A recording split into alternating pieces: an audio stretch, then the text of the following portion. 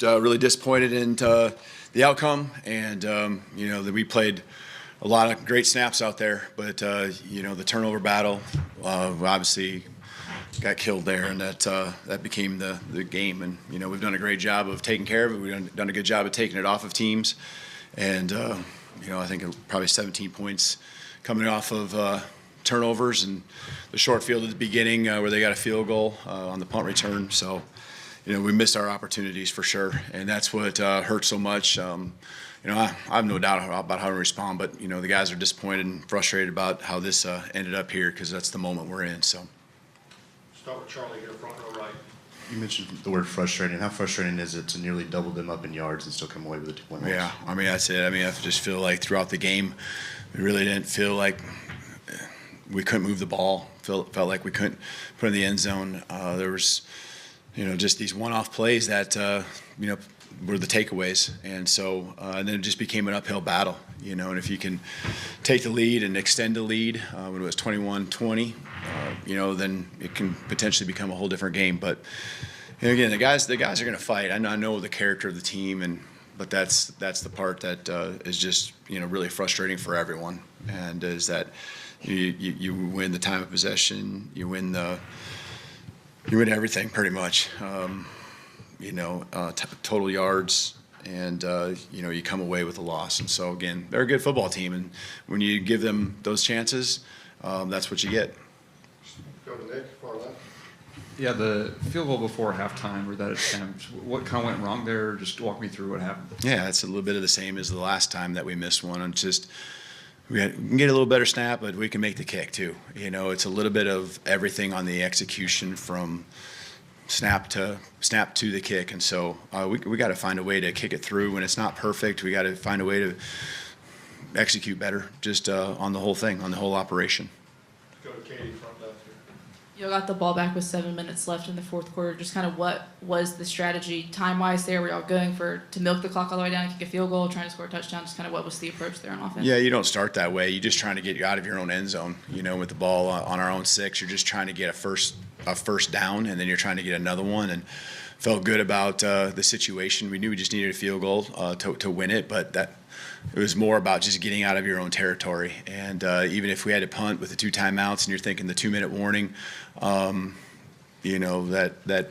we can flip the field and get an opportunity there. But then just the grind that it was, it becomes a situation where you get down to 2 minutes. And again, that wasn't what the intention was going in, is to have this be one possession. I think, most people would be on the same page thinking that you probably got 2 possessions here left to go win it.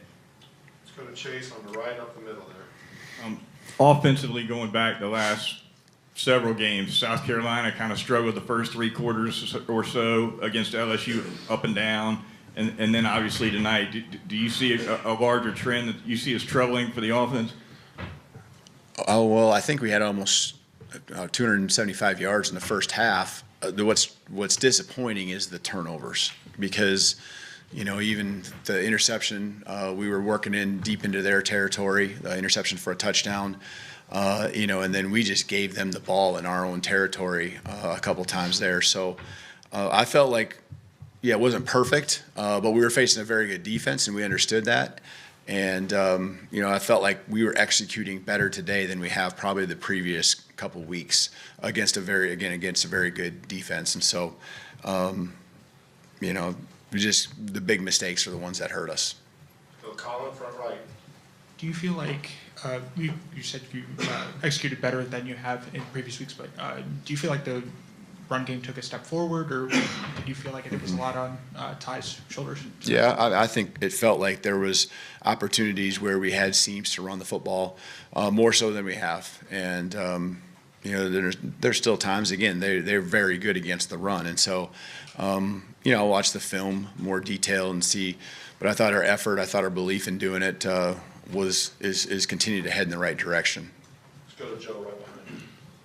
Coach, you mentioned the turnovers, but this is the 5th straight game with a sack fumble. What's your message to Ty in those situations, and what are your thoughts on the protection they received tonight? Yeah, it's with the pressure that they brought, he's got to get rid of it and be okay with throwing it away. It just, you can only hold on so long, and feel like with the blitz they had, you're going to get overwhelmed and outnumbered. And so you just got to understand the situation. I know it's third down, and he wants to stay on the field, but you just got to understand, your defense is playing pretty good too, and you just got to live with punting once in a while.